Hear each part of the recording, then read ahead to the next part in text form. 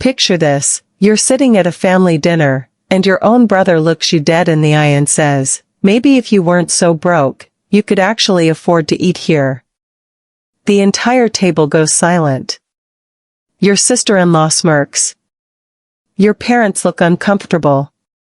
And in that moment, something inside you breaks, and then hardens into pure, cold determination. 3 months later, I owned that restaurant. And yes, his wife was the first person I fired. If you've ever been underestimated, humiliated, or dismissed by your own family, this story is going to hit you right in the gut. We're talking about the kind of revenge that's so perfectly calculated, so beautifully executed, that it'll give you chills. So hit that like button if you're ready for some serious justice, subscribe for more incredible revenge stories, and buckle up, because what you're about to hear is absolutely wild. Hey everyone, before I dive into this absolutely insane story, let me introduce myself properly. My name is Maya, and I'm 28 years old. I know what you're thinking, another 20-something with a revenge story, right?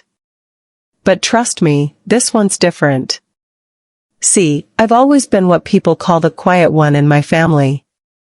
While my older brother Marcus was out there making noise, climbing corporate ladders, and basically announcing his every achievement to the world, I was the one sitting in the corner with my laptop, lost in lines of code, building something that nobody, and I mean nobody, took seriously.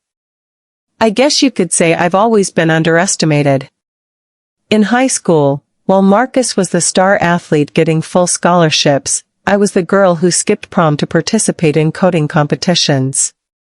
In college, while he was networking at business school parties, I was pulling all-nighters in the computer lab, teaching myself programming languages that didn't even exist in our curriculum. And when I dropped out of college in my junior year to pursue my own tech startup, well, let's just say my family had opinions about that decision. Maya's going through a phase, my mom would tell her friends. She'll come back to school when she realizes this computer thing isn't going to work out. My daughter thinks she's going to be the next Steve Jobs, my dad would say with that awkward laugh parents do when they're embarrassed but trying to be supportive. But Marcus? Marcus was the worst. He'd look at me with this mixture of pity and frustration, like I was a puzzle he couldn't solve. Maya, he'd say, you're smart. Really smart. But you're wasting your potential on this fantasy. Real success requires real work in the real world. The real world. That phrase haunted me for years. For 3 years, I lived in a studio apartment that was smaller than most people's walk-in closets. I drove a beat-up Honda Civic that made sounds no car should ever make. I survived on ramen noodles, instant coffee, and the occasional pizza when I'd had a particularly good day with my coding.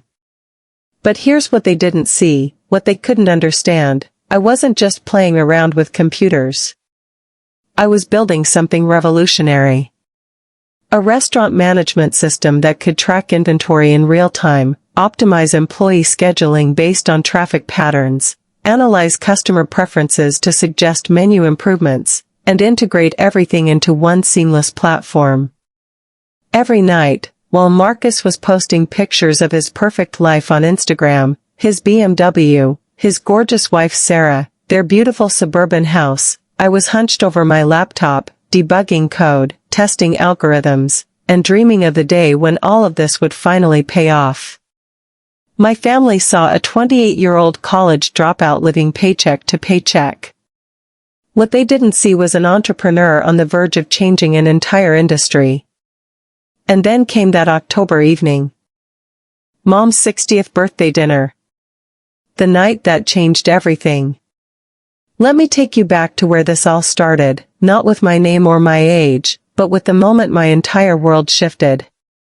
3 years ago, I was sitting in that cramped studio apartment I mentioned, staring at an email that I'd read at least 15 times, still not quite believing what it said. Dear Ms. Maya Henderson, Technova Solutions would like to schedule a call to discuss the potential acquisition of your restaurant management platform. The number they mentioned in that email was so big I literally called them back to make sure there hadn't been a decimal point error. There hadn't been. But nobody in my family knew about that email. Nobody knew about the 3-hour conference call I'd had with Technova's acquisition team. Nobody knew that I'd been sitting on a signed letter of intent for the past week, just trying to figure out how to break the news. I was planning to tell them that night, at Mom's birthday dinner. I had this whole speech prepared about hard work paying off, about believing in yourself, about how sometimes the biggest risks lead to the biggest rewards. I never got to give that speech. Instead, I got humiliated in front of my entire family by the one person who was supposed to have my back no matter what. You see, while my older brother Marcus was climbing the corporate ladder at his finance job, posting pictures of his BMW and his perfect suburban house on social media, I was coding until 3 a.m. every night. I was developing something that was about to make me wealthy beyond my wildest dreams. But it was still a secret, still my little project that looked like a pipe dream to anyone who didn't understand the tech world. Marcus definitely didn't understand. And he never let me forget it. My brother had always been the golden child. Straight A's in school, full scholarship to business school, married Sarah, a gorgeous marketing executive who looked like she stepped out of a magazine. They had the house, the cars, the perfect Instagram life. And then there was me, the college dropout who wasted her potential chasing computer nonsense. Family gatherings were torture. Every holiday, every birthday, every random Sunday dinner became an opportunity for Marcus to remind everyone how successful he was and how I wasn't. But nothing, and I mean nothing, prepared me for what happened that October evening. It was my mom's 60th birthday. She'd chosen Bella Vista, this upscale Italian restaurant downtown that she'd been wanting to try. The kind of place where appetizers start at $25 and the wine list reads like a small novel. I'd been dreading it for weeks, not because I couldn't afford it, I could, barely, but because I knew what was coming. The entire family was there, Mom, Dad, Marcus, and Sarah, my younger sister Emma with her boyfriend, and my cousin Jake. We were seated at this beautiful round table near the window, the city lights twinkling outside like something out of a movie. For about 10 minutes, things were actually pleasant. Mom was glowing, Dad was telling stories, everyone was laughing. Then the server brought the wine list. "I'll handle this," Marcus announced, grabbing the leather-bound menu with the confidence of someone who'd never had to check his bank balance before making a purchase. He started rattling off wine terms I'm pretty sure he'd Googled 5 minutes earlier, talking about notes and finish and vintage years. The bottle he ordered cost $180. More than I'd spent on groceries in the past month. I felt my stomach clench, not just because of the money, but because I could see where this was heading. Marcus had that look, that smug, predatory expression he got when he was about to make someone feel small. And unfortunately, I was his favorite target. "Don't worry, little sister," he said, his voice dripping with fake concern. "I've got this round. I know things have been tight for you lately." The table went quiet. Not the comfortable quiet of people enjoying their meal, but the awkward, suffocating quiet of people watching a car crash in slow motion. "Thanks, Marcus, but I can pay for myself," I said, keeping my voice steady even though my heart was hammering against my ribs. Sarah giggled, actually giggled, like I'd told a particularly amusing joke. "Oh honey," she said, her perfectly manicured hand touching Marcus's arm, "that's so sweet of her to offer. You should let the grown-ups handle the expensive stuff." The grown-ups. Like I was still 12 years old, asking for an advance on my allowance. I felt heat creeping up my neck, but I managed a tight smile. "Really, I'm fine. I can cover my own meal." That's when Marcus went for the kill.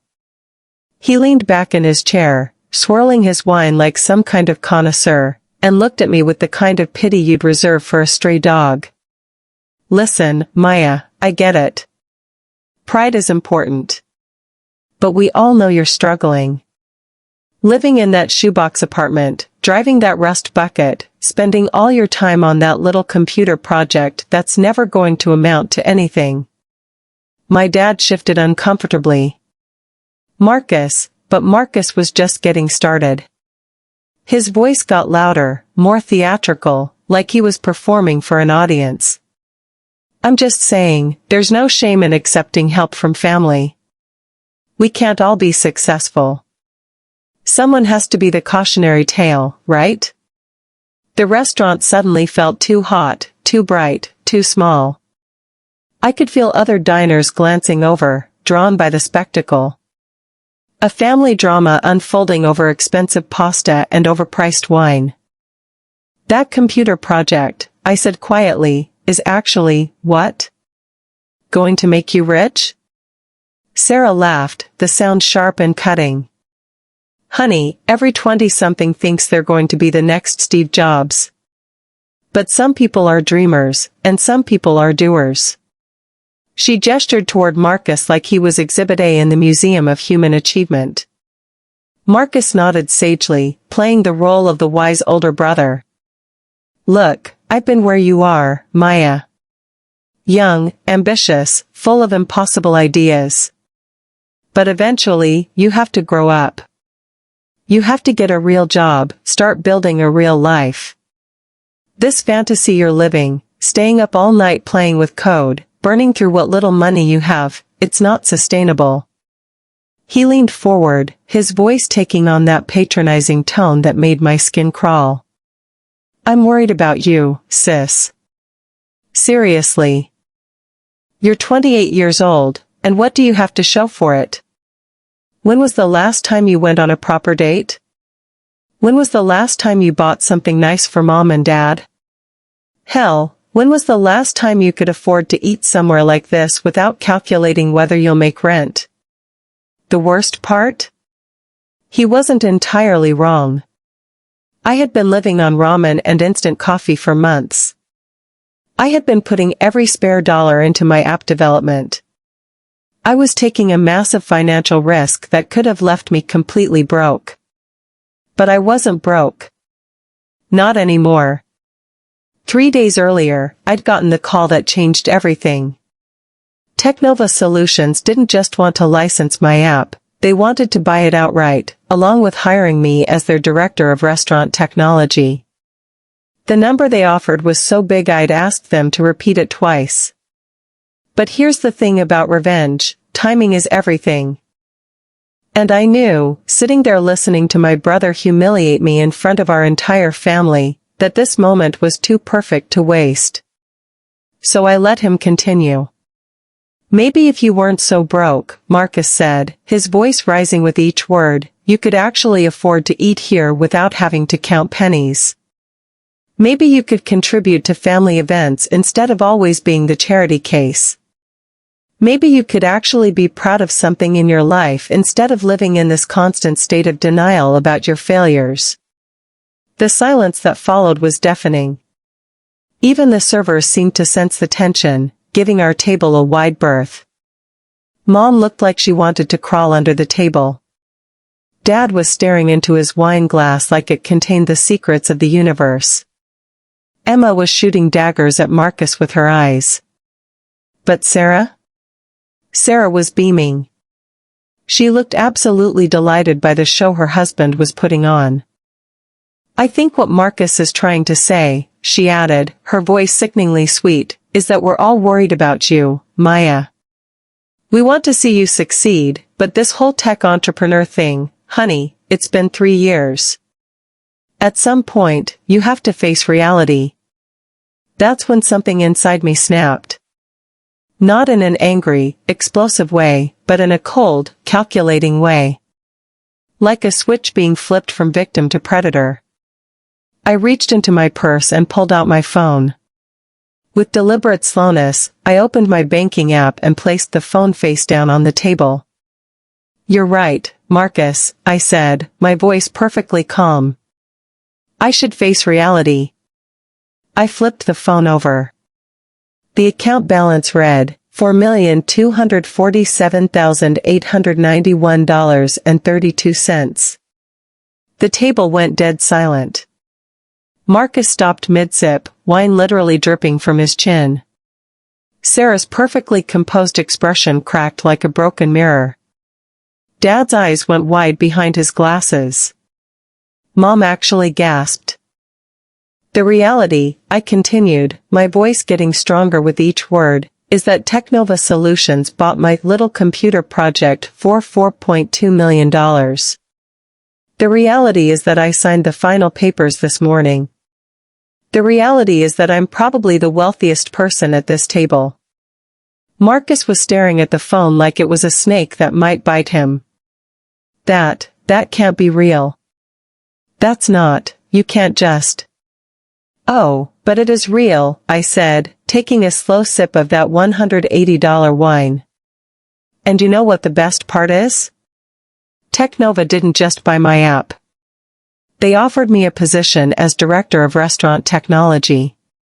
My job is to help restaurants optimize their operations, increase their profits, and... I paused for dramatic effect, identify failing businesses that might benefit from new ownership. Sarah had gone pale under her carefully applied makeup. What are you saying? I smiled, not a nice smile, but the kind of smile a shark might give right before it strikes. I'm saying that I've been researching investment opportunities. Restaurant investments, specifically. Properties that might be undervalued, underperforming, or simply in need of new management. Marcus set down his wine glass with shaking hands. You're not suggesting, Bella Vista, I said, gesturing around the beautiful dining room, has been struggling financially for the past 8 months. The owner, Antonio Rossini, has been looking for a buyer. The asking price is $1.2 million. The silence stretched on for what felt like hours but was probably only seconds. I could see the wheels turning in Marcus's head, the slow realization of what I was implying. You wouldn't, Sarah whispered. Wouldn't what? I asked innocently. Wouldn't invest in a beautiful restaurant with incredible potential? Wouldn't take advantage of a fantastic business opportunity? Or wouldn't give my dear sister-in-law the professional opportunities she so richly deserves? Marcus found his voice. Sarah doesn't work here. No, I agreed, but she will. Starting Monday. Antonio mentioned he was looking for a new marketing coordinator. I took the liberty of recommending her for the position. Glowing recommendation, really. I told him all about her experience, her dedication, her enthusiasm for the service industry. Sarah's face had gone from pale to green. I have a job. I work at Morrison & Associates, I finished. Yes, I know.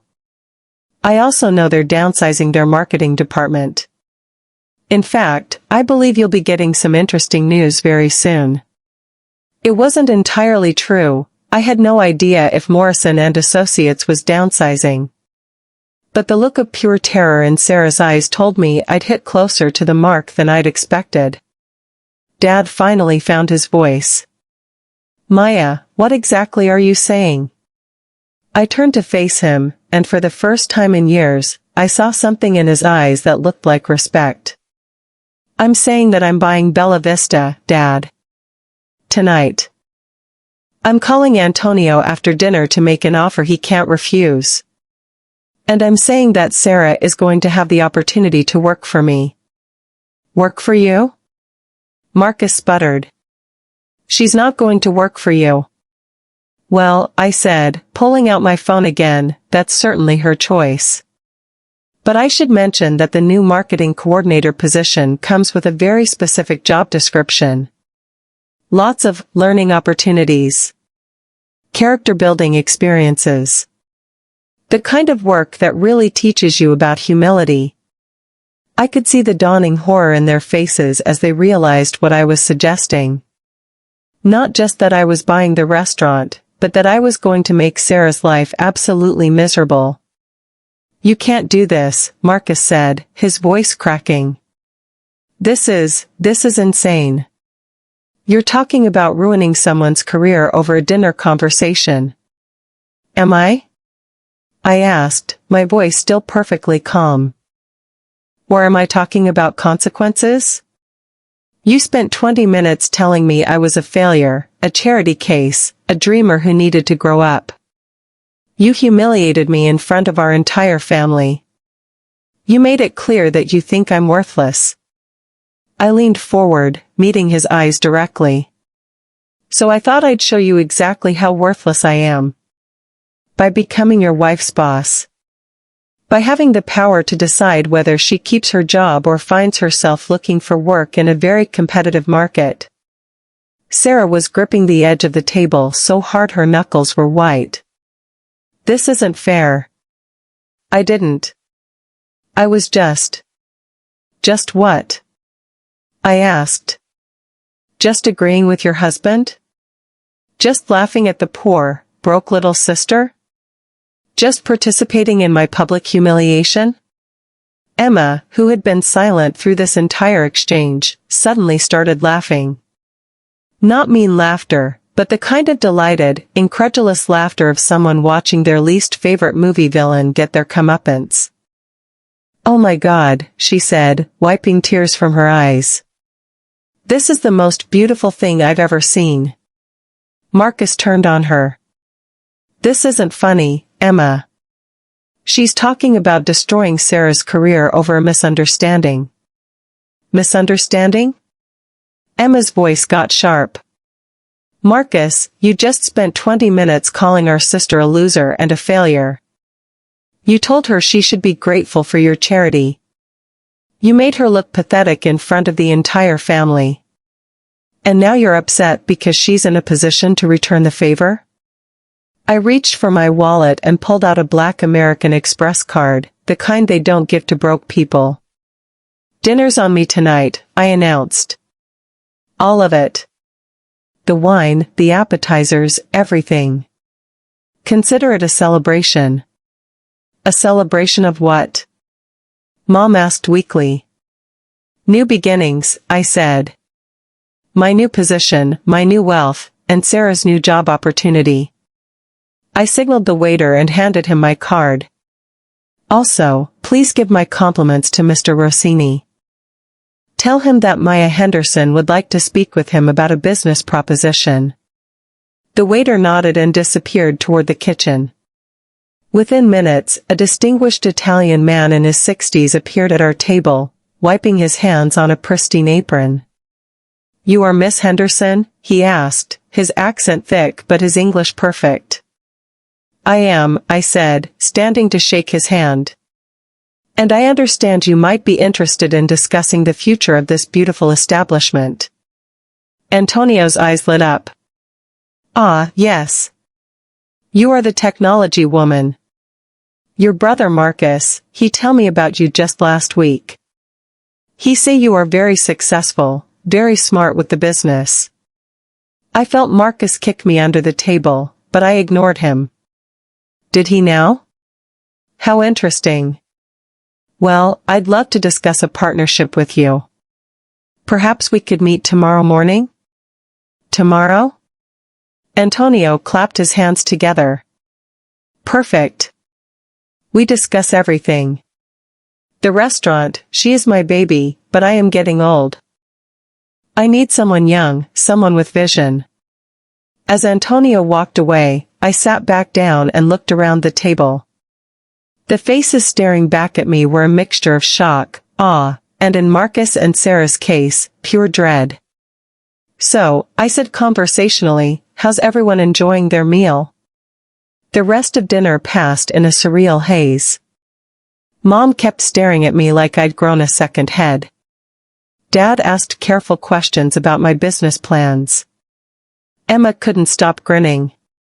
And Marcus and Sarah sat in stunned silence, occasionally whispering to each other in increasingly panicked tones. When the check came, it was $847. I paid it without blinking, added a $200 tip, and stood up. "This has been lovely," I said, "but I should head home. I have a big day tomorrow. Restaurant ownership, you know. Lots of decisions to make. Staffing decisions, particularly." As we all walked toward the exit, Sarah finally found her voice. "Please," she said quietly, grabbing my arm. "I'm sorry. We're sorry. We didn't mean, we were just." I looked down at her hand on my arm, then back up at her face.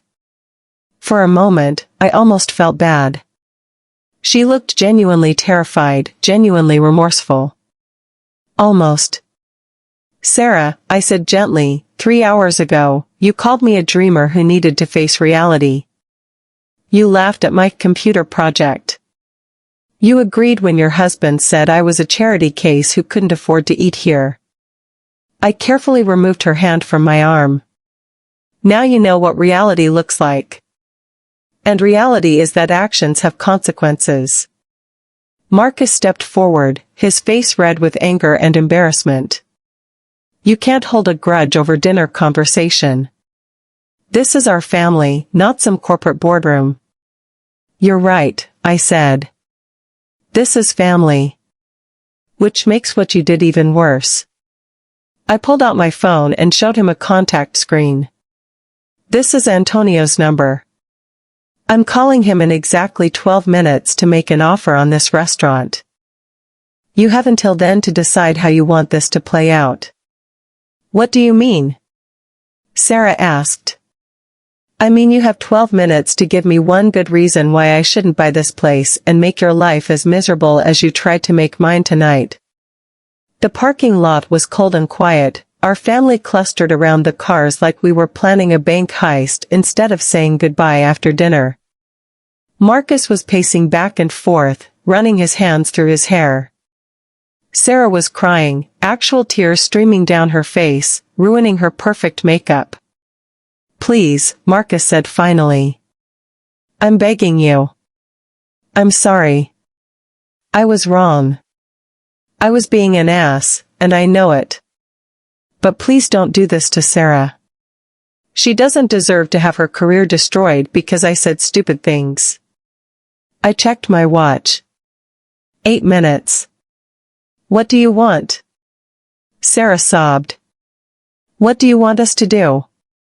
And that's when I realized something. I didn't want anything from them. I didn't want apologies or groveling or promises to be better. What I wanted was for them to understand what it felt like to be powerless, to be at someone else's mercy, to have your entire future hanging on the whims of someone who didn't particularly like you. I wanted them to learn what humility actually meant. "You know what?" I said, my voice cutting through the cold night air. "I've changed my mind." Hope flickered in their eyes. Marcus stopped pacing. Sarah stopped crying. "I'm not going to buy the restaurant," I continued. "And I'm not going to interfere with Sarah's job." The relief on their faces was palpable. Marcus actually sagged against his BMW. Sarah let out a shaky laugh. "But," I said, holding up one finger, "I am going to do something else." The hope died as quickly as it had appeared. I'm going to remember this night for the rest of my life. I'm going to remember exactly how it felt to sit at that table while my own brother told me I was worthless. I'm going to remember how Sarah laughed when you said I couldn't afford to eat here. I'm going to remember how both of you tried to humiliate me in front of our entire family. I walked closer to them, close enough to see my reflection in their wide, frightened eyes. And I'm going to make sure that every time we're in the same room together, every family gathering, every holiday, every birthday party, you remember it too. You're going to remember the night you found out your broke little sister was worth more than $4 million. You're going to remember the night you realized that all your assumptions about success and failure were completely wrong. I pulled out my car keys, Keys to the Tesla Model S I'd bought myself as a celebration gift but hadn't told anyone about yet. Most importantly, I said, walking toward my new car, you're going to remember that I had the power to destroy both of your careers tonight, and I chose not to.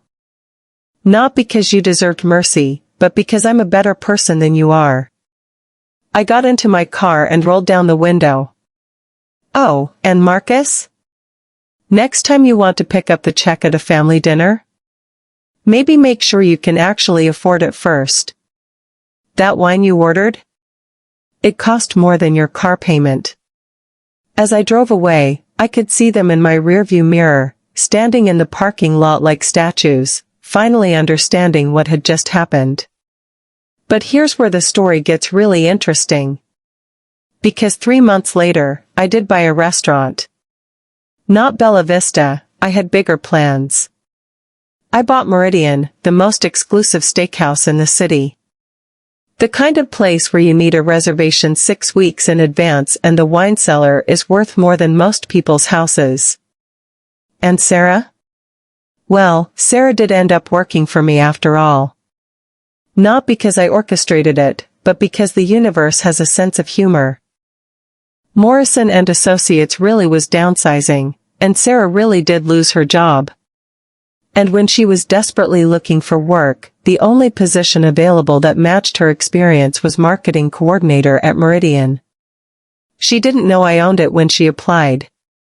The look on her face when she walked into her interview and saw me sitting behind the desk? That was worth every penny of the purchase price. Hello, Sarah, I said, gesturing to the chair across from my desk. Please, have a seat. Let's talk about your qualifications. To her credit, she didn't run. She sat down, squared her shoulders, and looked me directly in the eye. I know what you're thinking, she said. This is your chance for revenge. This is where you make me pay for what happened at dinner. I leaned back in my chair, studying her face. She looked different than she had that night. Older, maybe. Definitely more tired. The kind of tired that comes from months of job searching and rejection letters. Actually, I said, I'm thinking about whether you're qualified for this position. Your resume is impressive. Your portfolio shows real creativity. And your references say you're hardworking and reliable. She blinked, clearly not expecting that response. The question is, I continued, can you work for someone you don't respect? Can you take direction from someone you think is beneath you? Can you be professional when you're dealing with your husband's little sister who used to be broke? Sarah was quiet for a long moment, considering her answer. When she finally spoke, her voice was different. Softer. More honest. I was wrong that night, she said. We were both wrong. We were cruel and small and I've regretted it every day since. Not just because of what happened afterward, but because it wasn't who I want to be. She took a shaky breath. I don't know if you can respect me enough to give me this job. But I can promise you that I will work harder for you than I've ever worked for anyone. Not because I'm afraid of you, but because I owe you better than what you got from me that night. I studied her face, looking for signs of deception or manipulation. But all I saw was genuine remorse and desperate hope. The position pays $65,000 a year, I said finally. Plus benefits. Plus performance bonuses. The hours are long, the work is demanding, and you'll be reporting directly to me. Her eyes widened. $65,000? That's more than I was making at Morrison. I pay well because I expect excellence, I said. The question is, are you prepared to deliver it? Yes, she said immediately. Yes, absolutely. I opened my desk drawer and pulled out a contract. Then welcome to Meridian, Sarah. Let's see if we can both be better than we were that night. That was 8 months ago. Sarah has been, without exaggeration, the best employee I've ever had. She's creative, dedicated, and incredibly good at her job.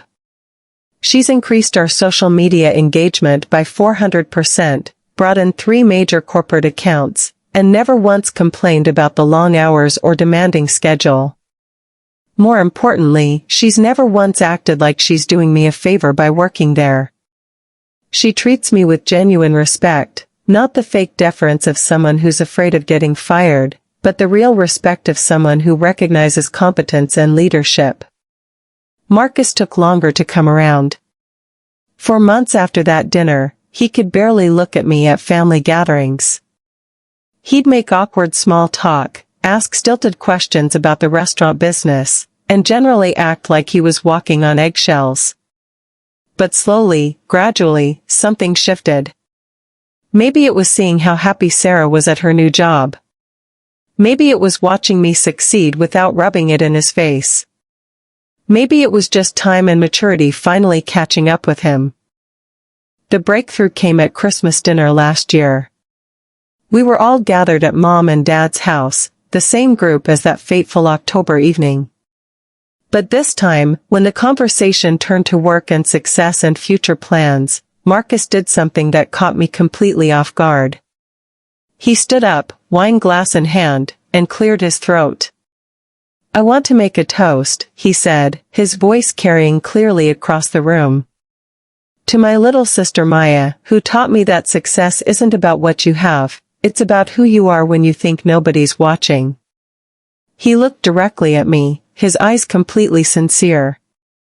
"I'm proud of you, sis. Not because you made money, not because you own a restaurant, but because when you had every reason to be vindictive and cruel, you chose to be better than that. You chose to be better than me." He raised his glass. "To second chances, and to sisters who were wise enough to give them." The room was quiet as everyone raised their glasses. Even Sarah was crying a little, the good kind of crying this time. And you know what? In that moment, the last of my anger finally disappeared. Not because Marcus had apologized, though that meant something, but because I realized that holding on to that resentment had been hurting me more than it was hurting him.